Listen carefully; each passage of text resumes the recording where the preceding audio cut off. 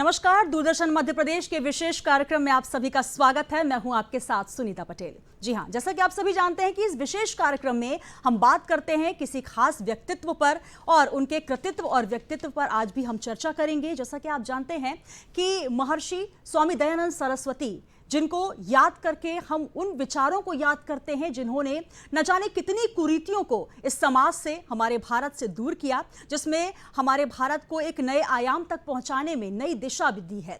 आज हम उन्हीं पर चर्चा करेंगे हमारे खास कार्यक्रम नमस्कार एमपी में। और हमारे साथ इस कार्यक्रम में विशेष मेहमान भी जुड़ रहे हैं। आइए सबसे पहले मैं आपका एक परिचय करा देती हूँ। इस वक्त हमारे साथ कौन कौन से मेहमान हैं। हमारे साथ इस वक्त जुड़ रही हैं डीएवी स्कूल की प्रिंसिपल आचार्य डॉक्टर रेखा नायक जी। रेखा नायक जी, बहुत स्वागत है आपका। नमस्कार मैम। और साथ ही हमारे साथ जुड़ेंगे एक ऐसे कवि जो कि हास्य के भी धुरंधर हैं और साथ ही गीतकार हैं। हमारे साथ मौजूद हैं इस वक्त धर्मेंद्र सोलंकी जी। धर्मेंद्र जी, बहुत स्वागत है आपका। बहुत धन्यवाद, बहुत नमस्कार, प्रणाम स्वीकार करें। तो आइए सबसे पहले मेहमानों का परिचय तो मैंने करा ही दिया है, लेकिन सबसे पहले जान लेते हैं कि आज 15 तारीख तिथि क्या है और क्या है आज का जो भविष्य फल है, उसके बारे में बात करेंगे, सुविचार के बारे में बात करेंगे। लेकिन सबसे पहले जानते हैं तिथि। आज है विक्रम संवत 2079, फाल्गुन माह, कृष्ण पक्ष की नवमी तिथि, तारीख 15 फरवरी, दिन बुधवार। और जैसा कि आप जानते हैं कि हम सबसे पहले अगर अपने इतिहास को जानते हैं तभी हमारा जो भविष्य है वो उज्जवल हो सकता है। तो आज का दिन क्या कहता है, इतिहास के पन्नों को थोड़ा सा खंगालते हैं, चलते हैं थोड़ा सा पीछे। तो आज 15 फरवरी की क्या कुछ महत्वपूर्ण घटनाएं हैं, जान लेते हैं। 1564 में महान खगोल शास्त्री गैलीलियो, जिनका जन्म आज के ही दिन हुआ था। बात करें 1677 की, तो इंग्लैंड नरेश चार्ल्स द्वितीय ने फ्रांस के खिलाफ डचों से गठबंधन आज के ही दिन किया। बात की जाए 1763 की, तो प्रसिया और ऑस्ट्रेलिया के बीच शांति संधि आज के दिन ही स्थापित हुई। 1764 में अमेरिका में सेंट लुइस शहर की स्थापना आज के दिन ही हुई। 1798 फ्रांस में रोम पर कब्जा कर उसे गणराज्य घोषित किया था। 1869 की अगर बात की जाए तो मशहूर उर्दू शायर मिर्जा गालिब, जी हाँ, जिनके कलाम आप सुनते हैं, आज के दिन उनका निधन हुआ। 1906 की बात की जाए तो ब्रिटेन की लेबर पार्टी का गठन आज के ही दिन हुआ था। 1967 भारत में चौथी लोकसभा के लिए चुनाव आज संपन्न हुए। 1976 की बात की जाए तो मध्य प्रदेश के लोकसभा में केंद्रीय कृषि अनुसंधान संस्थान की स्थापना आज के दिन हुई भोपाल में। और सन 2000 की बात की जाए तो प्रसिद्ध फिल्म निर्माता निदेशक बी.आर. चोपड़ा को आज के ही दिन दादा साहेब फाल्के पुरस्कार से नवाजा गया। 2008 हिंद महासागर के तटीय देशों के नौसेना प्रमुखों का पहला सम्मेलन नई दिल्ली में आज के दिन ही संपन्न हुआ। तो आपने जाना इतिहास क्या कहता है आज का 15 फरवरी का, और साथ ही जान लेते हैं सुविचार, क्योंकि कहा जाता है कि अगर आपके विचार अच्छे होते हैं तो आपका जीवन भी जो है वो उज्जवल होता है, अंधकार से उजाले की ओर बढ़ता है। तो आज का क्या विचार है, आइए जानते हैं। आज का विचार है, अज्ञानी होना गलत नहीं है, लेकिन अज्ञानी बने रहना गलत बात है। और ये विचार है महर्षि स्वामी दयानंद सरस्वती जी का। तो आज हमने जिनके सुविचार से इस कार्यक्रम की शुरुआत की है, उनके ही व्यक्तित्व और कृतित्व पर आज हम चर्चा करने जा रहे हैं। जैसा कि मैंने आपको बताया कि आज का ये जो विशेष कार्यक्रम है नमस्कार एमपी का, वो समर्पित है महर्षि स्वामी दयानंद सरस्वती जयंती विशेष पर। और सबसे पहले मैंने परिचय आपका कराया। हमारे साथ मौजूद हैं प्राचार्य डीएवी हायर सेकेंडरी स्कूल से। मैम, आपसे ही शुरुआत करना चाहूँगी, क्योंकि जिस तरीके से छोटे बच्चों के साथ आप रहती हैं, उनके भविष्य को उज्जवल बनाने का आप जो कार्य कर रही हैं, लेकिन एक कार्य किया महर्षि स्वामी दयानंद सरस्वती जी ने, जिनके व्यक्तित्व और कृतित्व को अगर हम याद करें, अगर उनके पहले के जीवन से याद करें, क्योंकि मैंने बाल्यकाल की बात की, कैसा रहा उनका बाल्यकाल, क्योंकि वहाँ से ही एक जो कहा जाता है एक बीजारोपण होता है और जीवन किस तरीके से हमारा बढ़ेगा वो हमें समझ में आता है। सबसे पहले जान लेते हैं उनका बाल्यकाल। महर्षि दयानंद सरस्वती एक ऐसा व्यक्तित्व जी, जिस व्यक्तित्व के बारे में जितनी चर्चा की जाए उतनी शायद कम है। बिल्कुल। उनको शब्दों में माप पाना बड़ा कठिन काम है, उनको शब्दों में परिभाषित कर पाना बड़ा कठिन है। महर्षि दयानंद सरस्वती व्यक्ति ही नहीं, महापुरुष, महापुरुष व्यक्ति तब बनता है जब उसने अपने जीवन काल में ऐसे ऐसे महान विशेष कार्य किए हों जिसके कारण उनको उपाधि महापुरुष की दी गई। महर्षि दयानंद सरस्वती जी का जो बचपन था, वो उनके पिता एक शिव भक्त, और शिव भक्त परिवार में किसी बच्चे का आना स्वाभाविक है कि वो एक धार्मिक प्रवृत्ति के साथ बचपन से ही जुड़े रहे। उनका जन्म टंकारा गांव में, गुजरात के टंकारा गांव में हुआ। पिताजी जो उनके करशन तिवारी जी थे, वो एक शिव भक्त थे, बहुत ही बड़े शिव भक्त। माँ उनकी अमृताबाई, ये भी बहुत बड़ी शिव भक्तनी थी। माता और पिता दोनों से इनको धर्म की शिक्षा मिली। इसी धार्मिक प्रवृत्ति के होते होते इन्होंने अपने पिता और माँ से शिव भक्ति सीखी। लेकिन शिव भक्ति करते करते जब 14 वर्ष की अवस्था इनकी हुई तो उन्होंने एक समय ये देखा, शिवरात्रि के दिन रात्रि में 12 बजे का समय, सभी वहाँ जो भी भक्तगण थे वो सो गए मंदिर में। तो बच्चे का ध्यान गया शिव पिंड की ओर। शिव की जो पिंडी थी, शिवलिंग था, उस पर देखा कि जितने भी भक्तगण आए थे उन्होंने वहाँ पर प्रसाद में भोग, लड्डू, अन्न आदि वगैरह जो पकवान लगाए। तो उस मूल शंकर का ध्यान उस ओर गया कि एक चूहा आया और शिवलिंग पर चढ़ा हुआ वो लड्डू का प्रसाद वो वहाँ पर खाने लगा। शंकर जी के चारों तरफ, पिंडी के चारों तरफ परिक्रमा करने लगा। मूल शंकर का एकाएक ध्यान गया कि जो शिव ईश्वर कहा जाता है, ऐसा शिव जो स्वयं अपनी रक्षा नहीं कर पा रहा, खुद के लगाए हुए अपने भोग की रक्षा नहीं कर पा रहा, अपने पकवान की रक्षा नहीं कर पा रहा है, वो मेरी रक्षा क्या करेगा। ये एकाएक ऐसा विचार उनके मन में आया और उन्होंने ये व्रत उसी समय तोड़ दिया, भंग कर दिया। प्रातः काल हुआ, माता पिता से अनेक सवाल किए और कुछ समय बीतते बीतते ये देखा कि 12 वर्ष की अवस्था में उनकी बहन की मृत्यु हुई जी। मन झंझोर गया कि मृत्यु जो एक जीवित प्राणी है वो एक लाश में बदल गया। बिल्कुल 18 वर्ष की अवस्था में उन्होंने देखा अपने चाचा से उन्हें विशेष स्नेह था, चाचा गुजर गए, बहुत रोए वो, इतना लगाव था अपने चाचा के साथ। उन्होंने देखा कि एक जीवित व्यक्ति कैसे एकाएक मृत हो गया, उसकी देह को जला दिया गया, ये सब है क्या। अनेकों प्रश्न उनके मन मस्तिष्क में घूमने लगे और उन्होंने ये विचार कर लिया कि मुझे इन प्रश्नों के उत्तर चाहिए जी। और उनका मन वैराग्य की तरफ मुड़ गया। एक छोटे से बच्चे के मन में केवल उस शिवलिंग पर चढ़े हुए इस प्रसाद, उस लड्डू के कारण बच्चे का मन ऐसे भटक गया कि उसका मूर्ति पूजा की तरफ से ध्यान बिल्कुल खंडित हो गया। ईश्वर तो है जी, लेकिन एक पत्थर के टुकड़े को आप ईश्वर नहीं कह सकते। ईश्वर है लेकिन उसका कोई रूप यदि ऐसा है जी, तो मैं इस ईश्वर को नहीं मानता। बिल्कुल, एक बाल काल में उनके मन में एक सवाल जो है वो कौंधा और उनकी जो दिशा और दशा है जीवन की बदल गई। और वही एक विचार था जिन्होंने न जाने कितने लोगों की दशा और दिशा को बदला, जीवन को बदला। आधुनिक भारत के महान विचारक के रूप में जाने जाते हैं, आर्य समाज के संस्थापक के रूप में जाने जाते हैं और न जाने कितनी ही कुरीतियों को उन्होंने इस भारत देश से नहीं बल्कि विदेशों में भी उनके कई ऐसे जो लोग हैं जो कार्य कर रहे हैं, अनुयायी हैं जो उनको लेकर आगे बढ़ रहे हैं। हम आगे भी चर्चा करेंगे, मैम हमारे साथ है, लेकिन हमारे साथ एक और ऐसी हस्ती यहाँ पर मौजूद है। जैसा कि मैंने आपको दिया था, एक ऐसे कलाकार हैं जो कि कविताओं के माध्यम से आपको हंसाना भी जानते हैं, गुदगुदाना भी जानते हैं। गीत और मुक्तक के भी वो राजा कहे जाते हैं, अगर मैं ये कहूँ, क्योंकि थोड़ी देर में आप सुनेंगे उनको। धर्मेंद्र सोलंकी जी हैं। सोलंकी जी क्या लेकर आए हैं विशेष? मैं लेकर के तो जो भी आया हूँ, मगर ये कार्यक्रम बहुत अच्छा चल रहा है और दूरदर्शन के जो श्रोता इसको देख रहे होंगे, दर्शक इसको देख रहे होंगे, बड़े अच्छे सुविचारों की बात हो रही है और जिस व्यक्तित्व के ऊपर बात हो रही है बहुत लाजवाब व्यक्ति है। उनकी शिक्षाएं मैडम कहेंगी, मैं तो इतना पढ़ नहीं पाया, लेकिन ज्ञान की हालत जो आप कह रहे हैं, टेलीविज़न के उस तरफ ऐसे लोग होंगे, अभी भी होंगे, जो मैडम अच्छी बातें बता रही और उसी समय वो दांत में फंसा हुआ काड़ी से खाना निकाल रहे होंगे।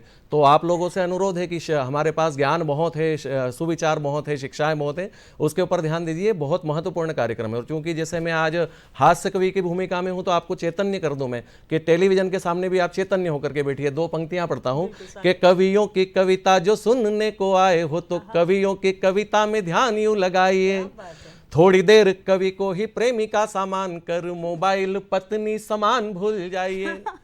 ये कल ही हमने एक जिसको प्रेम चौदस कहते हैं, जिसको वैलेंटाइन कहते हैं, कल ही प्रेम मनाना चौदस, क्या बात है। और प्रेम, देखिए प्रेमी प्रेमिका जब होते हैं तो वो बड़ी कस्में खाते हैं कि 7 जन्म हम साथ में रहेंगे और ईश्वर हमें 7 जन्म साथ रहे। और जैसे ही उनकी शादी हो जाया करती है और 2-3 साल बीतते हैं तो वो कहते हैं कि हे भगवान यही 7वां जन्म हो हमारा। इस प्रकार की बात हो जाया करती है। और बिल्कुल अनुभव है, क्योंकि कवि जो होता है वो बड़ा बेचैन प्राणी होता है, वो देखता रहता है कि समाज में क्या चल रहा है। अच्छा, पहले ये बड़ी अभी आपने सुविचार बताया, बचपन की बात हम स्वामी जी की कर रहे थे। पहले क्या होता था कि आदमी जब घर से निकलता था तो माँ बाप के पैर छूना नहीं भूलता था, माँ बाप के पैर छू करके निकलता था। आजकल क्या होता है कि आजकल जब व्यक्ति घर से बाहर निकलता है तो मोबाइल का चार्जर नहीं भूलता है, वो साथ में रख लेता है। एकदम सच। पहले क्या होता था कि बड़े बुजुर्ग जितने भी रहते थे वो ज्ञान की बातें करते थे, सबसे पहले उठ करके बच्चों को देखते थे, परिवार को देखते थे कि सब सकुशल है कि नहीं। आजकल क्या होता है कि मोबाइल जो हमारे हाथ में आ गया, सबसे पहले वो मोबाइल को ढूंढता है और मोबाइल को लेकर के घुस जाता है वहां पर जहां पर सुबह के कार्यक्रम निपटाए जाते हैं। और मैं चूंकि हिंदी का विद्यार्थी तो मैं आपको बता भी, मैंने कहा ना कि कवि बेचैन प्राणी होता है, अगर वो सुख होगा तो उसमें भी दुख ढूंढ लेता है। तो सुबह सुबह वो व्यक्ति वहां पर चला जाता है और फिर अपने दैनिक कार्यक्रम निपटाता है, और जिस पर बैठ करके निपटाता है उसको हिंदी में शोचासन कहा जाता है। ये भी ज्ञानवर्धन आपका होगा। अच्छा, और अभी आपने सुविचार बताया, यहाँ पर पढ़ करके बताया कि स्वामी जी ने क्या क्या। आजकल की मैडम हालत इतनी बेकार हो गई है कि वो व्यक्ति वहां पर बैठा हुआ है और फिर वहीं से 50 लोगों को गुलदस्ते भेजता है उसी स्थान पर बैठे बैठे। तो मैं आज आपको बता दूं कि वो जो गुलदस्ते और जो भांति भांति के फूल आपके पास आ रहे हैं वो कहां से आ रहे हैं ये भी जान लीजिए। वहीं से बैठे बैठे सुविचार भेज रहा है सभी लोगों को। और हमारी भी आदत सही नहीं है, हम भी वहीं बैठ करके वो ग्रहण कर रहे हैं। तो हमें इस प्रकार के आयोजन देख करके, इस प्रकार के कार्यक्रम देख करके ज्ञान की तरफ जाना चाहिए, शिक्षा की तरफ जाना चाहिए, और आगे हम और इस प्रकार की बातें करेंगे कि समाज में क्या चल रहा है। कोरोना का समय, उसके बाद यदि हम आज जीवित हैं तो बहुत बड़ी बात है। कोरोना के एक मुक्तक याद आ रहा है मुझे, उसके बाद और हम सुनेंगे कि बच्चन जी बोले बाहर से आकर के तन धो लेना। कोरोना काल में मैडम जितना ज्ञान हाथ धोने का दिया गया वो जीवन भर में कभी किसी ने नहीं दिया गया। लोगों ने इतने हाथ धोए कि उनके हाथों की लकीरें मिट गई। मैं बाहर से आता था तो पत्नी बाहर पहले ही एक बाल्टी भर के रख देती थी कि पता नहीं कैसे आए होगे, पहले बाहर बर्तन और रख देती हूँ। हाँ। कि ये भी सुनना, उसमें आएगी बात कि बच्चन जी बोले बाहर से आकर के तन धो लेना, हाथों को धोना और कोरोना की उलझन धो लेना। पत्नी बोली हाथ अकेले धोते बुरे लगोगे तुम, हाथों को धोते धोते थोड़े से बर्तन धो लेना। तो 2 महीने का जो समय बीता पत्नी के साथ, जो पति पत्नी एक साथ नहीं रह पाते, परिवार के साथ रहने का मलाह, मगर उसमें बहुत अच्छा तो हुआ ही हुआ। उसके बाद एक बात ये कि तलाक की याचिकाएं भी काफी कुछ लगी। आइए और आगे कुछ बात करेंगे, पहले जी। स्वामी जी के बारे में। बिल्कुल बिल्कुल, बहुत उम्दा बात यहाँ पर धर्मेंद्र जी ने की और कोरोना काल का भी जिक्र किया। और यकीन मानिए ये जो काल था बहुत कुछ हमें सिखा कर गया, और इस जीवन काल में हम जो भी सीखते हैं वो हमें काम आता है, क्योंकि कोई भी चीज़ ऐसी नहीं होती। कहा जाता है कि जो भी होता है वो अच्छे के लिए होता है। जैसा कि मैम ने बात की, स्वामी जी के जीवन में जो वर्णन आए, जो वृत्तांत आए, उनसे उनका जीवन बदला, और उस जीवन बदलने से बहुत सारे लोगों का जीवन बदला।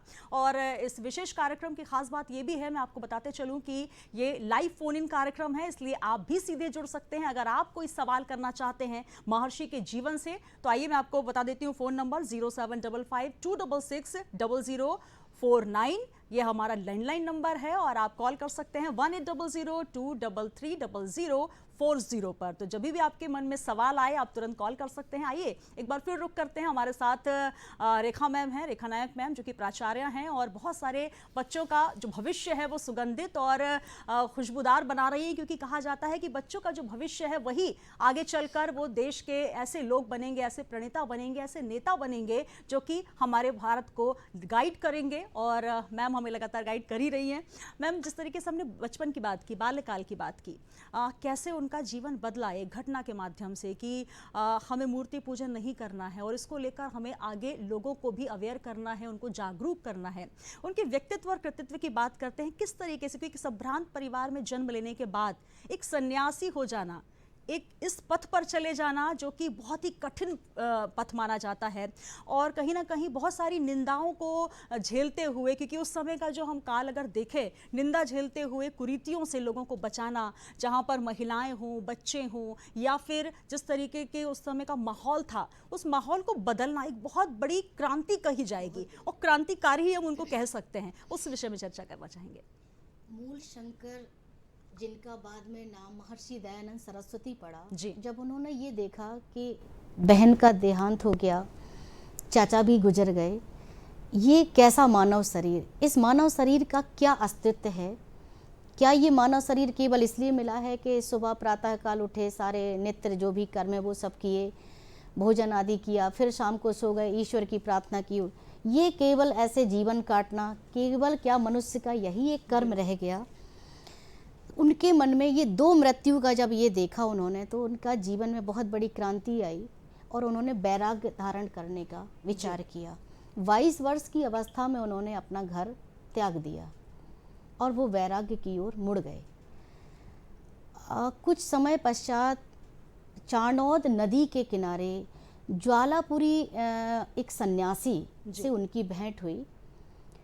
उनसे उन्होंने योग की शिक्षा, दर्शन की शिक्षा प्राप्त की। इस 1-1.5 साल के अंतराल में उन्होंने ये देखा कि मानव का शरीर केवल उठना, सोना, खाना पीना, परिवार चलाना, बच्चों को शिक्षित करना, ये अकेला नहीं, ये जो समाज है जी, जो कहीं ना कहीं पतन की ओर धीरे धीरे जा रहा है, जहाँ शिक्षा का कोई प्रचार प्रसार नहीं, बालिका शिक्षा की ओर किसी का ध्यान नहीं, विधवाएं हैं जो कितनी बुरी अवस्था में अपना जीवन व्यतीत कर रही हैं, छोटी छोटी बच्चियों का विवाह हो रहा, जी, जिसको क्या कहेंगे, बाल विवाह। कई ऐसी कुरीतियां समाज में देखी, जिन कुरीतियों की तरफ उनका ध्यान गया कि नहीं, समाज में यदि इस संसार में आए हैं तो कुछ ऐसे कार्य करके जाना है कि जीवन त्यागने के बाद भी लोग इस चरित्र को याद रखें, और जो मैं संकल्प करूँगा और या जो मैं विचार अपने यहाँ संसार में छोड़कर जाऊँगा, तो मेरे जो भी प्रचारक रहें, मेरे जो भी साधक रहें, उसको इस भारत देश में नहीं, पूरे विश्व में इस चीज़ का प्रचार प्रसार करें जो उनके सिद्धांत थे। तो जब उन्होंने योग की शिक्षा प्राप्त की, इसके पश्चात उनका एक और सन्यासी से भेंट हुई, मैं अभी उनका नाम भूल रही हूँ, जिनसे उन्होंने 2.5 वर्ष तक व्याकरण की और योग की शिक्षा प्राप्त की, जिसमें इन्होंने वेद का अध्ययन, दर्शन, सारे वेद इन्होंने 2.5 वर्ष की अवस्था में वहाँ पर अध्ययन कर लिया, और उन्हीं महर्षि के द्वारा इनका नाम मूल शंकर से महर्षि दयानंद सरस्वती रख दिया गया। महर्षि दयानंद सरस्वती जैसे नाम पड़ा, सरस्वती यदि नाम पड़ा तो सरस्वती ही उनकी जिह्वा पर विराजमान थी। क्या बात है। दयानंद सरस्वती ने जिस कार्य में हाथ डाला, ईश्वर की एक ऐसी कृपा रही परमात्मा की कि उस काम में उनको सफलताएं अर्जित होने लगी। लेकिन जहाँ व्यक्ति अच्छे रास्ते पर चल पड़ता है तो उसके विरोधी भी कई बिल्कुल पैदा हो जाते हैं। वही महर्षि दयानंद सरस्वती जी, ऋषिवर के साथ भी वही हुआ कि अनुयायी तो थे लेकिन विरोधी भी पैदा हो गए। हालांकि विरोध ज़्यादा नहीं चल पाया, दयानंद सरस्वती जी ने अपना काम किया और बिना डरे किया, और समाज में एक ऐसे समाज की स्थापना की कि शायद महर्षि दयानंद सरस्वती जी जैसे विचारों पर काम करने वाला कोई भी महापुरुष आज तक इस पृथ्वी पर अभी तक इतिहास जो कहता है पैदा नहीं हुआ, और शायद आने वाले वर्षों में भी शायद ऐसा व्यक्तित्व ना आए। मुझे ध्यान है, बहुत पुरानी बात है, अपने स्वतंत्र भारत की जो पहली महिला प्रधानमंत्री रहीं स्वर्गीय इंदिरा गांधी जी, उन्होंने अपने एक वक्तव्य में, अपने भाषण में मंच से कहा था कि यदि महर्षि दयानंद सरस्वती न होते तो मैं शायद एक महिला भारत देश की प्रधानमंत्री न होती, क्योंकि बालिका शिक्षा की ओर ध्यान केवल ऋषिवर ने दिलाया कि नर और नारी ये दोनों समाज के दो एक ऐसे पहलू हैं कि दोनों को समान सम्मान मिलना चाहिए, समान शिक्षा मिलना चाहिए। प्रत्येक क्षेत्र में यदि पुरुष आगे जा सकता तो महिला भी उतने ही बराबर का हक रखती है। तो ये कहीं ना कहीं सम्मान की बात रिसीवर के द्वारा आई कि नर और नारी दोनों एक सिक्के के दो पहलू हैं, एक के बिना दूसरा अधूरा। यदि एक शिक्षित है तो दूसरे पहलू को भी शिक्षित होना चाहिए, तभी समाज का उत्थान होगा। हो सकता है, बिल्कुल। और कहीं ना कहीं समाज का अगर उत्थान करना है तो आपको इन कुरीतियों को दूर करना है, और महर्षि दयानंद सरस्वती ने उन पहलुओं पर सबका ध्यान आकर्षण करवाया जहाँ पर विधवा पुनर्विवाह जैसा जो मुद्दा उस समय उछालना या उस पर बात करना भी कहीं ना कहीं बहुत ही कठिन था, लेकिन उस मुद्दे को लेकर बात हुई और आज देखिए समाज में कितना बदलाव है। और ऐसे ही बदलाव जो हैं वो तभी आते हैं जब आप उनको उनके अनुसरण करते हैं, क्योंकि ज्ञान को समझना और ज्ञान को अनुसरण करना दोनों में बहुत अंतर होता है। और यही वजह है कि लगातार जो महर्षि के अनुयायी हैं वो आज भी उनके पद चिन्हों पर चल रहे हैं। चलिए मैडम से हम लगातार बात करेंगे। हमारे साथ धर्मेंद्र जी भी हैं जो कि अभी कोरोना की बात कर रहे थे। बर्तन कितने धोए वो तो हम बताएंगे। चलिए मैं धर्मेंद्र जी से बात करूंगी। हमारे साथ ऋतुकांत सिन्हा जी जुड़ चुके हैं। सर बहुत स्वागत है। नमस्कार सर। नमस्कार जी, धन्यवाद आपका मुझे यहाँ याद करने के लिए। जी बिल्कुल सर। जिस तरीके से जो पुलिस मीट चल रही है उसके विषय में आपसे चर्चा करना चाहेंगे। सबसे पहले नमस्कार एमपी में आपका स्वागत करती हूँ। जी सर। जी हेलो हेलो जी सर आप तक आवाज पहुंच रही है। सर मैं आपसे जानकारी चाहूंगी, जिस हाँ। तरीके से पुलिस मीट चल रही है उसके विषय में क्या जानकारी देना चाहेंगे, किस तरीके से उसको लेकर अवेयर करना चाहेंगे हमारे तमाम दर्शकों को। एक्चुअली पुलिस ड्यूटी मीट जो है ये जी। ऑल इंडिया स्तर की प्रतियोगिता है, जी और ये पुलिस कर्मियों के बीच में जो उनकी प्रोफेशनल स्किल्स हैं उससे संबंधित एक प्रतियोगिता है। जी जो पुलिस से संबंधित पुलिस के हमारे जो रोज के कार्य हैं, उसमें कुछ चीजों को आइडेंटिफाई किया गया है कि जैसे साइंटिफिक एड्स इन्वेस्टिगेशन है, कंप्यूटर अवेयरनेस है, जी पुलिस फोटोग्राफी है, पुलिस वीडियोग्राफी है, हमारे डॉग हैंडलर्स हैं, जो हमारा डॉग स्क्वाड है वो डिफरेंट तरीके से काम करता है, उसकी कंपटीशन है, जी एंटी सैबोटेज चेक से रिलेटेड कंपटीशन है। ये मेन 6 इवेंट्स हैं हमारी, और इनके मतलब 6 कंपटीशन है मेन। इनके अंडर में डिफरेंट 5, किसी में 4, किसी में 1 ऐसी डिफरेंट इवेंट, 3 इवेंट्स को पार्टिसिपेट करने के लिए और एक दूसरे से प्रतियोगिता करने के लिए सारे भारत के पुलिस कर्मचारी अधिकारी यहाँ एकत्रित हैं इस समय मध्य प्रदेश भोपाल में, जी और विभिन्न स्थलों पर उनकी प्रतियोगिताएं चल रही हैं। जी ये 13 तारीख से प्रारंभ हुई है और ये 17 तारीख तक तो इसका समापन समारोह 17 तारीख को है। जी इस बिल्कुल। दौरान हम जी बिल्कुल सर। कहीं ना कहीं जिस तरीके से पुलिस विभाग लगातार हमारी सेवा में, जनता की सेवा में लगा हुआ है, और उनके लिए ये जो मीट ऑर्गेनाइज की गई है निश्चित तौर पर उनके लिए भी बहुत हेल्दी हो। और बहुत धन्यवाद आपका हमारे साथ जुड़ने के लिए, जानकारी देने के लिए। तो 13 से लेकर 17 तारीख तक पुलिस मीट का आयोजन किया गया है, जिसकी जानकारी हमें ऋतुकांत जी दे रहे थे। धन्यवाद सर आपका। और चलिए आगे बढ़ते हैं। नमस्कार एमपी में जिस तरीके से हमारे 2 मेहमान, खास मेहमान जुड़े हुए हैं और एक बहुत ही खास व्यक्तित्व के विषय में आज हम चर्चा कर रहे हैं, महर्षि स्वामी दयानंद सरस्वती जी के विषय में। और चलिए अब सोलंकी जी के तरफ में एक बार फिर चलती हूँ। धर्मेंद्र सोलंकी जी, क्या कुछ सुनाना चाहते हैं हमारे दर्शकों को? बहुत अच्छा आपने हास्य की बात तो की। मैं सबसे पहले मैडम को पुनः प्रणाम करना चाहता हूँ, क्योंकि आज लग रहा है कि शिक्षक लोग जो कहते हैं उसको सुनना चाहिए। अगर हम भी सुन लेते तो आज कहीं प्राचार्य तो शिक्षक तो हो ही जाते या कुछ ना कुछ अच्छा कर लेते जीवन में। जी। लेकिन हमारे साथ दिक्कत क्या रही कि हम और ही कुछ करते रहे। मैडम हम लोग क्या करते रहे और क्या हो गए, ये मैं बताता हूँ। जी स्वागत। कि मेरे दिल की दूर बीमारी तब हो जाया करती थी। दूरदर्शन के जितने दर्शक सुन रहे हैं वो मैडम को सुने, और इन्होंने साथ में उदाहरण मुझे रखा हुआ है कि यदि आप अच्छी बातें जीवन में नहीं सीखते हैं या फिर अच्छा कुछ नहीं करते हैं तो मेरे जैसे हो जाते हैं, मतलब ऐसे व्यक्ति के जैसे हो जाते हैं। तो मैं क्या करता रहता था और कहाँ पर पहुंचा हूं, सुनिएगा। कि मेरे दिल की दूर बीमारी तब हो जाया करती थी, हैंड पंप पर जब वो पानी भरने आया करती थी। इसके पीछे एक बड़ा ये है कि मैडम ने कहा कि जो महिला है, महिला और पुरुष की बात कर रहे थे, तो ये तो महिलाओं का ही योग है, महिला सशक्तिकरण का योग है। अब तो महिलाएं मतलब महिला शक्ति और पुरुष सहन शक्ति हो गया है आजकल। तो इस तरह की बात है। तो दो शक्तियों के बीच में फंसे हुए। हाँ, मैं बिल्कुल इस तरह से फंस गया हूँ। तो पहले मैडम इसके पीछे देखना लॉजिक, मैंने कहा कि कवि जो होता है बड़ा बेचैन प्राणी होता है इसमें मैं एक लॉजिक लगाता हूं कि मेरे दिल की दूर बीमारी तब हो जाया करती थी हैंड पंप पर जब वो पानी भरने आया करती थी। अब तो क्या घर घर नल लग गए हैं, तो अब क्या है कि ना हैंड पंप रहे ना कुएं बावड़ी वगैरह रही, तो जितना जो हिंसा घर में हो रही है, जो सास बहू के झगड़े हैं वो बढ़ गए। पहले मैडम क्या होता था कि बहू चली जाया करती थी पानी भरने के लिए हैंड पंप पर, कुएं बावड़ी पर, तो इधर क्या होता था कि जितनी सास रहती थी वो एक घर में इकट्ठी होकर के सारी बहुओं की बुराई कर लिया करती थी। निंदा रस। और इधर जो हैंड पंप या कुएं बावड़ी पर जा करके जो बहुएं थी वो सास की बुराई कर लिया करती थी।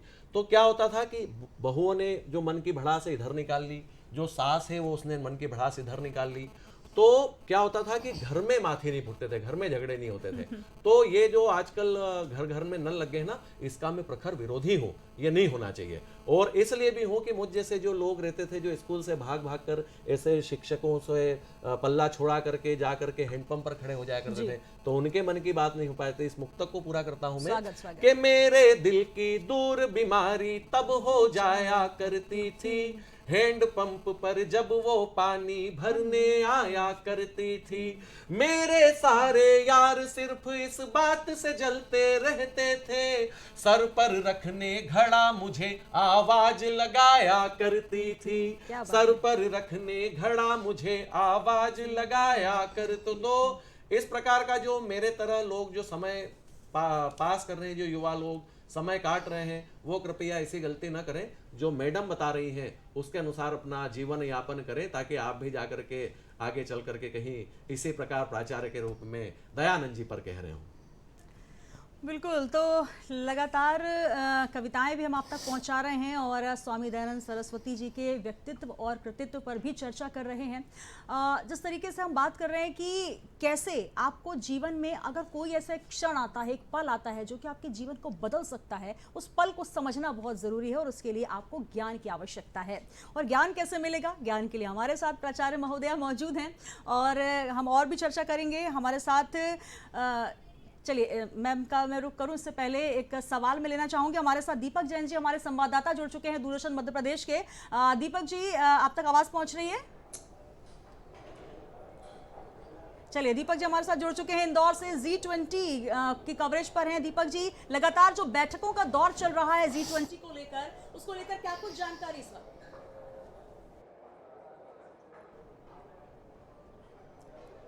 दीपक जी अब तक आवाज पहुंच रही है? हेलो संजय जी। हेलो। चलिए, तो इस वक्त इंदौर से हमारे साथ दीपक जी मौजूद हैं। दीपक जी, आप सुन पा रहे हैं? हेलो हेलो जी, चलिए, दीपक जी से संपर्क फिलहाल नहीं हो पा रहा है और इस वक्त मैं आपको बता दूं कि लगातार G20 जो सम्मेलन चल रहा है उसको लेकर मध्य प्रदेश की कवरेज जारी है। और आपको मैं बता दूं कि थोड़ी ही देर में दीपक जी हमारे साथ जुड़ेंगे, लेकिन मैं फिर से एक बार रेखा मैम हमारे साथ जुड़ी हुई हैं, उनका रुख कर लेती हूँ। मैम, जिस तरीके से हम बात कर रहे हैं समाज में नैतिक उत्थान और सामाजिक पतन को दूर करना, एक उत्थान की ओर समाज को लेके जाना, और इस बीच जिस प्रकार से आपने बताया कि अनुयायी तो बहुत थे, लेकिन बहुत सारे ऐसे लोग भी थे जो कि कहीं ना कहीं विरोध कर रहे थे और उनका जो मैंने एक जीवन काल पढ़ा है, कई बार उनको विष देने का प्रयास किया गया। ऐसी परिस्थितियों के बाद जीवन में उत्थान लेकर आना, और सबसे महत्वपूर्ण बात ये कि उन परिस्थितियों से बचते हुए समाज को बचाना, ये एक बहुत बड़ा प्रयास रहा। बहुत बड़ा प्रयास। देखिए, ऋषिवर का जो सेवक था जी, आपने विष देने की बात कही, तो सेवक ही जब आत्मघाती बन जाए, सामने वाले की जान लेने का प्रयास करे। जगन्नाथ को उनके जो विरोधी थे जी, उन्होंने अपने फेवर में ले लिया, उसको धन का लालच दिया। जगन्नाथ से कहा, जगन्नाथ तुम्हें आज ऋषिवर को विष देना है, ऐसा विष देना है जिसमें इनके प्राण एक बार में निकल जाएं और ये समाज के लिए जो आगे कर रहे हैं जी, ये अपने उस कार्य में सफल ना हो। इनका कहना है मूर्ति पूजा सही नहीं, ईश्वर है पर निराकार है, जिसका कोई आकार नहीं। समाज में देख रहे हैं मंदिर हैं, ठीक, किसी की आस्था पर ठेस पहुंचाना ये ऋषिवर का उद्देश्य नहीं था जी। उनका ये था कि यदि आप परमपिता परमात्मा ब्रह्म परमेश्वर को यदि आप मानते हो, तो वो एक श्रद्धा ये कहती है कि जो ज़रूरतमंद व्यक्ति है, जो निर्धन है, ज़रूरतमंद है, असहाय है, बेसहारा है, भूखा है, कुपोषण का शिकार है, यदि कोई व्यक्ति मंदिर के बाहर बैठा है कतार में, जिसको आपके उस प्रसाद की, उस भोजन की, शंकर पर जी पर चढ़ाने मैं, वाले उस थोड़ा सा दुग्ध रोकना की। चाहूंगी, लगातार हम चर्चा करेंगे। हमारे साथ दीपक जी एक बार फिर इंदौर से जुड़ चुके हैं। दीपक जी, अब तक आवाज पहुंच पा रही है? जी दीपक जी इस वक्त इंदौर से जुड़ गए हैं। दीपक जी, जिस प्रकार से लगातार G20 को लेकर लगातार बैठकें चल रही हैं, 3 दिन बैठकें हुई हैं, उसको लेकर क्या कुछ विस्तृत जानकारी?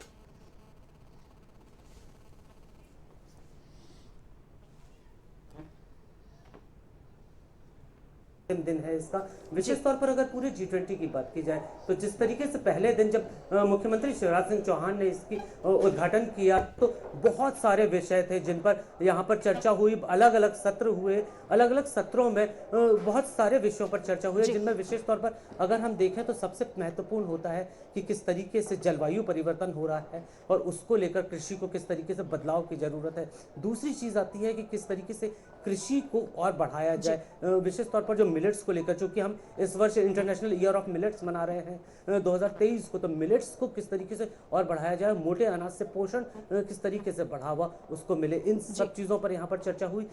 तीसरी बात आती है कि आधुनिक तकनीक से किस तरीके से कृषि को और बढ़ाया जा सकता है, न केवल कृषि को, कृषि के अलावा पशुपालन है, मत्स्य पालन है, इन सभी चीज़ों को किस तरीके से बढ़ावा दिया जा सकता है, इन सबको लेकर G20 का ये जो समूह था इसमें विस्तार से चर्चा हुई है। बात की जाए ड्रोन टेक्नोलॉजी की, तो ड्रोन टेक्नोलॉजी से जिस तरीके से आज कृषि हो रही है उसे और किस तरीके से बढ़ाया जा सकता है, इन सबको लेकर बात हुई। लेकिन अगर मुख्य तौर पर देखा जाए तो जिस बात को हम यहाँ पर देख रहे हैं, विशेष तौर पर ये जो G20 है, G20 विशेष तौर पर उन देशों का समूह है जो विकास की ओर लगातार आगे बढ़ रहे हैं, लेकिन सबसे ज़्यादा चुनौती आती है पोषण की, और पोषण के अलावा अगर बात की जाए तो खाद्य आपूर्ति की, तो खाद्य आपूर्ति जो है उसको किस तरीके से उसकी चेन को मेंटेन किया जा सके, किस तरीके से जो कई देश लगातार जो बाढ़ है या आपदा है या जो अन्य विपदाएं आती हैं, उन सबके बीच में पोषण को किस तरीके से जो है बढ़ावा दिया जा सके, किस तरीके से लोगों को पोषक तत्व मिल सके, इन सबको लेकर भी इस G20 में यहाँ पर लगातार चर्चा हुई। आज सत्र का आखिरी दिन है। दूसरे दिन की अगर हम कल बात करें तो कल जो G20 का ये जो सदस्य थे, जो समूह आया हुआ था, जो डेलीगेट्स थे, उनको एक गांव का विजिट कराया गया। धार जिले का एक गांव था जहां पर इन डेलीगेट्स ने वहां पर देखा कि किस तरीके से जो पॉली हाउस के माध्यम से कृषि हो रही है, कैसे जैविक कृषि जो है वो की जा रही है, और उससे जो किसानों की आय को दोगुना करने का जो सवाल है वो किस तरीके से किया जाता है। तो ये सारी चीज़ें उन डेलीगेट्स ने देखी और काफ़ी ज़्यादा वो इस चीज़ को लेकर प्रसन्न भी हुए, और काफ़ी चीज़ों को उन्होंने वहाँ पर मॉनिटर भी किया है कि कैसे वो अपने देशों में उस चीज़ को अपना सकते हैं, उन तकनीकों को अपना सकते हैं, और उन तकनीकों के माध्यम से खाद्यान्न का उत्पादन ज़्यादा से ज़्यादा किया जा सकता है, बेहतर क्वालिटी का खाद्यान्न जो है वो उत्पादित किया जा सके। इन सबको लेकर जो है वो इस पूरे समूह की बैठक में जो चर्चा है वो रही है। जी बिल्कुल, तो कहीं ना कहीं तमाम चुनौतियों के साथ साथ किस तरीके से उन्नत कृषि को लेकर बढ़ावा देना है, इसको लेकर चर्चा हो रही है। बहुत शुक्रिया, हमारे साथ दीपक जैन जी इंदौर से इस वक्त जुड़े हुए हैं, और धन्यवाद आपका। और ये जवाब जानकारी G20 के लगातार हम मध्य प्रदेश दूरदर्शन के माध्यम से आप तक पहुंचा रहे हैं। चलिए एक बार फिर से रुक करते हैं मध्य प्रदेश का जो ये खास कार्यक्रम मध्य प्रदेश दूरदर्शन का नमस्कार MP, जिसमें हम आज बात कर रहे हैं महर्षि स्वामी दयानंद सरस्वती के व्यक्तित्व और कृतित्व पर। एक बार फिर से मैम का मैं रुख करना चाहूँगी। रेखा नायक मैम हमारे साथ मौजूद हैं, DAV हायर सेकेंडरी स्कूल की प्राचार्या हैं। मैम, हम जिक्र कर रहे थे किस विषम परिस्थितियों में किस तरीके से उनका जो जीवन रहा, विष देने का प्रयास किया गया, लेकिन उन्होंने, जैसे कहा जाता है शिवजी होते हैं, हलाहल पीने के बाद भी वो अपने जो लोग हैं, जो अपने भक्त हैं या अपने जो अनुयायी हैं, उनको एक जीवन दान देते हैं। तो वही एक हमने देखा उनके जीवन में। कालकूट देने वाला जो जगन्नाथ था जी, सबसे बड़ा तो उसी के साथ हुआ कि जो हमें जहर देता है या हमारी हत्या करता है तो हम कभी भी उसके जीवन की रक्षा का नहीं सोचते कि जिसने हमको जहर दिया मैं उसकी जान बचा लूं। लेकिन यही कहते हैं कि ऋषिवर का चरित्र इतना महान था कि उन्होंने जगन्नाथ को ये कहा, समझ गए जैसे ही उन्होंने दुग्ध पान किया, पी लिया वो एक गिलास भर दूध, समझ गए कि कुछ इसमें था कि जगन्नाथ ये तूने क्या कर डाला, और दूध के गिलास में जहर मिला के पिला डाला। पर तू एक काम कर, तूने पिला तो दिया, मेरा अंत तो निश्चित है, पर मैं जिस कार्य के लिए लगा हुआ था वो मेरा कार्य वेदों का जो एक प्रचार करना, समाज में एक नई दिशा देना, बालिका शिक्षा पर ढेरों काम करना। समाज में कई कुरीतियाँ ऐसी हैं जो फैली हुई हैं जिस पर काम करना बाकी था। वो मेरा तूने स्वप्न अधूरा यहीं छोड़ दिया, मेरा काम अधूरा रह गया, लेकिन कोई बात नहीं, तुझे जिस काम के लिए लगाया तूने किया। अब तू एक काम कर, ये सोने की कुछ मुद्राएं हैं जी। और कुछ पैसे, तू इसको ले और यहाँ से अपने जीवन की रक्षा करते हुए तू नेपाल निकल जा। ऐसा कोई महान व्यक्ति होगा बिल्कुल, जो किसी के जान लेने का प्रयास करेगा और हम उसकी जीवन की रक्षा करें?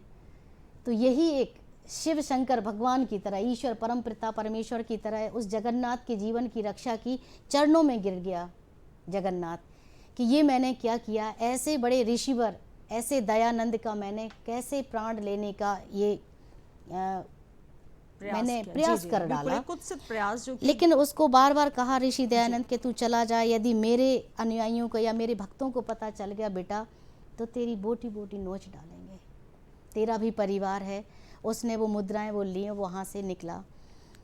फिर काफ़ी उनके विषय में तो क्या कहें, बहुत बिल्कुल, बड़ी बहुत- कहानी है। बहुत शायद लेकिन समय कम पड़ जाए महर्षि और- दयानंद जी। सरस्वती जी का जीवन तो नहीं बच पाया, जी। लेकिन उनके जो अधूरे काम थे, उनके जितने भक्त उनके अनुयायी रहे, उन्होंने उस काम को संभाला।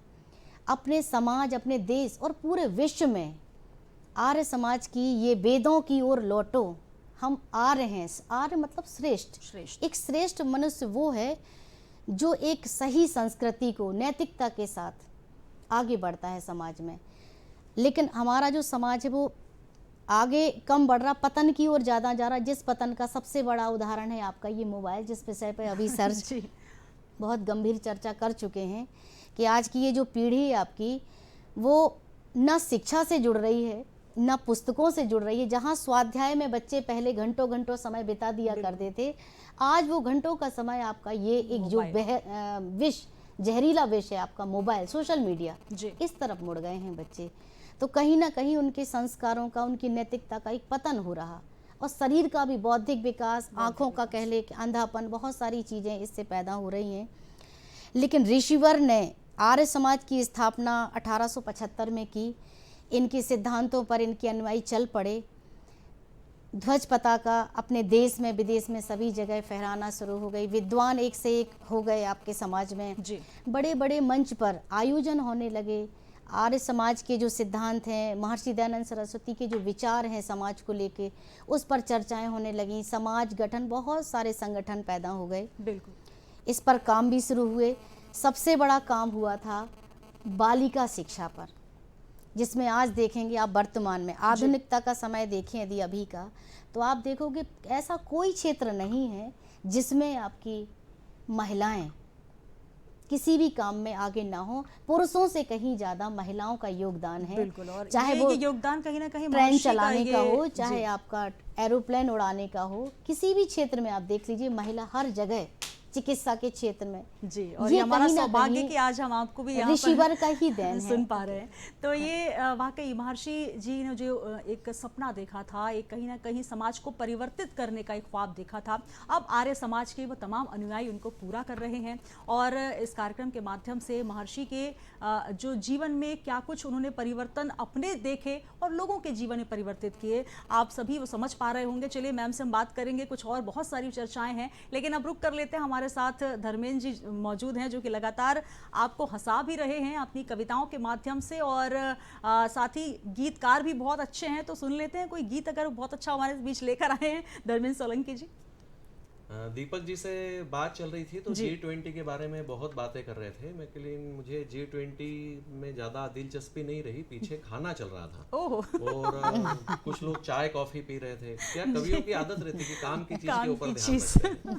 और कवि सम्मेलनों में तो ये है कि जैसे जिस प्रकार ससुराल में साली का महत्व होता है, उसी प्रकार कवि सम्मेलन में चाय और ताली का महत्व होता है। तो दर्शक जो उधर बैठे हैं वो तालियां भी बजाते रहे ताकि मुझ तक पहुंचे और मेरी आत्मा को शांति मिले। तो वो जो चाय और काफी सुनीता जी मैंने देखी, उसके ऊपर मुझे एक पुराना गीत याद आया और उस पर कुछ शब्द मैंने मैडम रखने का प्रयास किया है। सुनिए। जी, स्वागत। के चाय आ गई है, देखो चाय आ गई है, बहुत बढ़िया। चाय आई तो कवि के मुंह में मलाई आ गई है, वाह जी। चाय आ गई है। और मैं बड़ा शुक्रगुजार हूँ कि मैं मैडम ने अपने उद्बोधन में कुछ उल्लेख कर दिया कि मैंने मोबाइल के बारे में ठीक ठाक ढंग की बात कर दी। मैं इसके लिए जीवन के बाद भी आपका आभारी रहूँगा, ताकि दर्शक समझे कि कभी भी थोड़ा ढंग का आया हुआ है मैडम के साथ। और मैं तो G20 हो रहा है, ये हमारे लिए बड़ी बड़ी बात है। और जी, क्योंकि मैं बड़ी देशभक्त कवि हूँ, और मैं वीर रस का कवि तो नहीं हूँ, मगर मैं किस प्रकार एक देशभक्ति की पंक्तियाँ सुनीता जी लिख सकता हूँ, जी, मैडम आप भी स्वागत। सुनिएगा कि 4 पंक्तियाँ मैंने अपने पड़ोसी को देने की कोशिश की है, सुनिएगा। स्वागत। कि किसी को सीट ना देते भला कश्मीर देंगे हम। क्या बात है, मैडम वाह। हम तो इसमें के लोग हैं कि यदि हमको बस या ट्रेन में कभी सीट मिल जाए तो वो सीट हम किसी के लिए नहीं छोड़े। और पाकिस्तान ये सोचता है कि हम उसके लिए कश्मीर छोड़ देंगे, जबकि कश्मीर तो अपनी खिड़की वाली सीट है। अपन इंडियन लोग इतने चालू होते हैं कि यदि खिड़की वाली सीट अपने को मिल जाए तो अपन अपने बाप के लिए नहीं छोड़े। इस प्रकार के लोग होते हैं, और वो सोच रहा है कि हम उसके लिए कश्मीर छोड़ देंगे। तो इसलिए मुझे ये 4 पंक्तियां लिखनी पड़ी जी, स्वागत। कि किसी को सीट ना देते भला कश्मीर देंगे हम, तुझे हम चाय ना पूछे भला क्या खीर देंगे हम। तू चिन चिन चू के चक्कर में हमें ललकार मत ज्यादा। ये पाकिस्तान की इतनी औकात नहीं है मैडम, ये तो क्या भूखमरी वाला देश है, अभी पता नहीं क्या क्या हो रहा है, भूखे मर रहे हैं वहां पर लोग। लेकिन उसको क्या करता है, चीन कहता रहता है कि तू ऐसा कर, चाइना की शय पर वो करता रहता। गांव के लोग जानते हैं, और आप लोग भी जानेंगे क्योंकि हम सब गांव के आए हुए हैं, कि बैलगाड़ी जब चलती है तो उसमें एक डंडा होता है, उसमें आगे एक कील लगा कर करते हैं जिसको कहते हैं आर। तो वो बैल को ऐसे लगाई जाती है बार बार, जिससे वो आगे चलता रहता है। तो ऐसे ही वो आर पाकिस्तान को चीन लगाता रहता है कि तू ऐसा बोल, ऐसा कर, हम तेरे पीछे खड़े हैं। तो चीन की पाकिस्तान की औकात नहीं, इसलिए मुझे कहना पड़ा।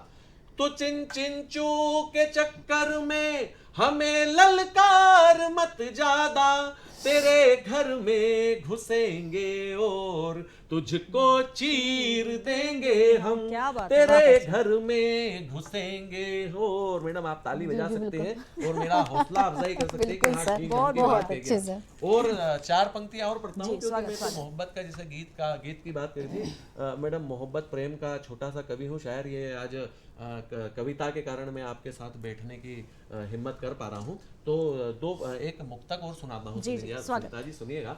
थोड़ा बचपन में ले चलता हूँ आपको। कि मोहब्बत की कोई बारात आकर बैठ जाती थी। प्रेम कल ही हमने खूब किया और जबरदस्त। हालांकि हम लोग इंडियन लोग हैं, किसी दिन में इनको नहीं देखते, रोज ही प्रेम करते रहते हैं हम, हमारे लिए कोई वैलेंटाइन का महत्व नहीं है। मोहब्बत की कोई बारात आकर बैठ जाती थी, वो जब साइकिल पे मेरे साथ आकर बैठ जाती थी। दूरदर्शन के श्रोताओं, दर्शकों, एक बड़ा, मैडम देखना, आप भी देखना, बहुत बड़ा थॉट कहने वाला हूं मैं, मतलब बहुत अच्छी बात कहने वाला हूं कि बड़ी बड़ी गाड़ियों में सुनीता जी खूब घूम लो आप, लेकिन जो साइकिल पर बैठ करके घूमने का आनंद अलग होता था। प्रेमिका को साइकिल पर बिठा करके घुमाने का जो आनंद होता था, वो आजकल ऑडी और मर्सिडीज में भी नहीं आ रहा। और पंक्तियों का मजा तब लेना जब साइकिल में पीछे वाला कैरियर नहीं हो।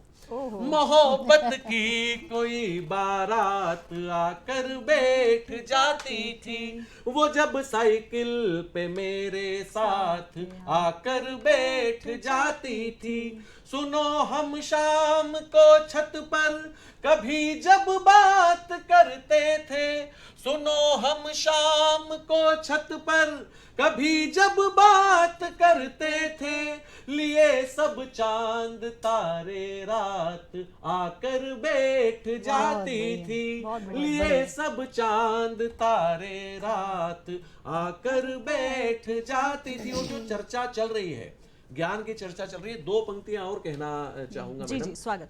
ज्ञान में हमेशा कहता हूं कि जो हमारे सीमा पर जो आक्रमण हो रहा है, वो आक्रमण हमारे लिए इतना दुखदायी नहीं है जो हमारी संस्कृति पर हो रहा है। 2 पंक्तियां, मुझे 4 पंक्तियां अपने याद आती है, वो सुना करके फिर हम मैडम से शिक्षा और स्वामी जी पर बात करेंगे।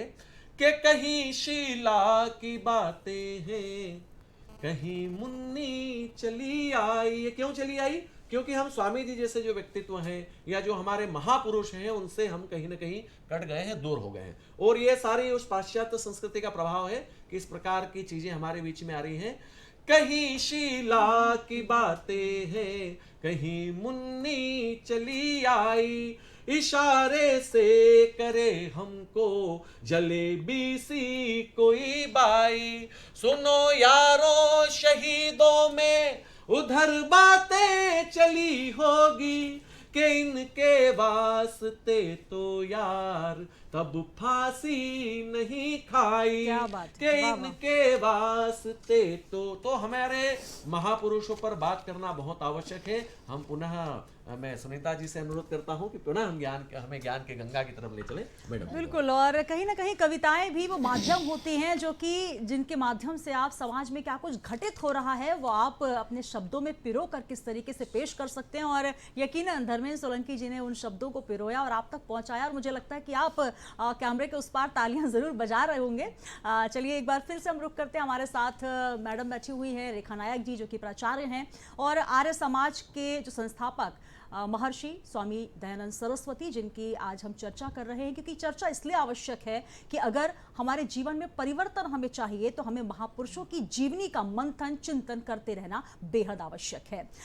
मैम ने बहुत अच्छी बातें बताई, उनके बाल्यकाल से लेकर जीवन में कैसे कैसे परिवर्तन आए। मैम, ये भी कहा जाता है कि जो स्वराज्य का नारा, क्योंकि उस समय जो समय चल रहा था बेहद कठिन समय था, जहां पर आपको सामाजिक कुरीतियों को भी दूर करना है, और जो अंग्रेज़ों का जो एक काल चल रहा था, जिस तरीके से लोग वहां पर घुटन महसूस कर रहे थे, आगे नहीं बढ़ पा रहे थे, उनका दमन किया जा रहा था। स्वराज्य का नारा भी पहली बार महर्षि ने ही दिया, जिनको आगे बढ़ाने का काम किया लोकमान्य तिलक ने। तो वो भी एक बहुत बड़ा योगदान आज़ादी की लड़ाई में भी उनका रहा है, स्वराज्य की लड़ाई में। जी। महर्षि दयानंद सरस्वती जी की एक घटना मुझे याद आती है। कलकत्ता में उस समय ब्रिटिश शासक नॉर्थ ब्रुक शासक था जी। स्वामी दयानंद सरस्वती के विचारों से वो कतई पसंद नहीं करता था उनको। स्वामी जी के सामने प्रस्ताव रखा कि ये सारे विचार जो आप रख रहे हो ये न रखें, बल्कि आप हमारी संस्कृति को अपनाएं। जी। तो महर्षि दयानंद सरस्वती जी ने कहा कि मुझे अपने देश की सूखी नमक रोटी मंजूर है, मैं भूखा पूरे जीवन भर भूखा रह सकता हूँ, केवल पानी पर जल पर अपना जीवन यापन कर सकता हूँ, लेकिन ब्रिटिश शासक का मैं पकवान भोजन ग्रहण नहीं कर सकता। और मैं तो ये चाहूँगा कि यदि आप कल भारत हमारा छोड़ते हैं तो आप आज इसी समय छोड़ दें, और इसके बदले में आप जो संपत्ति आप मांगें, हमारा जीवन मांगें, वो ले लें, लेकिन हमारे इस भारत देश को आप जैसे शासकों की ज़रूरत नहीं, क्योंकि आप जैसे शासकों ने इधर आकर हमारी भारतीय संस्कृति को पतन की ओर ला दिया है, जिसमें पाश्चात्य संस्कृति इस तरह हावी हो गई थी मानव समाज के ऊपर कि जिस पर भारतीय संस्कृति के छाप वापस ला पाना जी। केवल ऋषिवर ही थे जो ये काम कर पाए, पतन से उत्थान की ओर ला पाए। उन्होंने कहा वेदों की ओर लौटो। शिक्षा का इतना पतन धीरे धीरे हो रहा था, उनका ये कि यदि हम आर्य हैं, आर्य का अर्थ है श्रेष्ठ, मनुष्य वही श्रेष्ठ है जो अपनी भारतीय संस्कृति से जुड़ा हुआ है। वेदों की ओर लौटिए। उन्होंने आपके चारों वेदों का अध्ययन किया, दर्शन का किया। यजुर्वेद में लिखा हुआ है कि जो आपकी मूर्ति है जी। मूर्ति पूजा का उसमें जिक्र कहीं है ही नहीं यजुर्वेद में। महर्षि दयानंद सरस्वती जी ने उसी यजुर्वेद का वो दृष्टांत लेते हुए सत्यार्थ प्रकाश जो उनकी पुस्तक निकली उसमें उसका उल्लेख भी किया। उसमें लिखा भी कि जब वेद ये स्वीकृत नहीं करता है कि मूर्ति पूजा है जी, तो फिर आप इसको कैसे अपना सकते हो, अपनी भारतीय संस्कृति में, अपने धार्मिक उसमें कैसे इस विचार को ला सकते हो, क्योंकि वेदों में स्पष्ट लिखा है।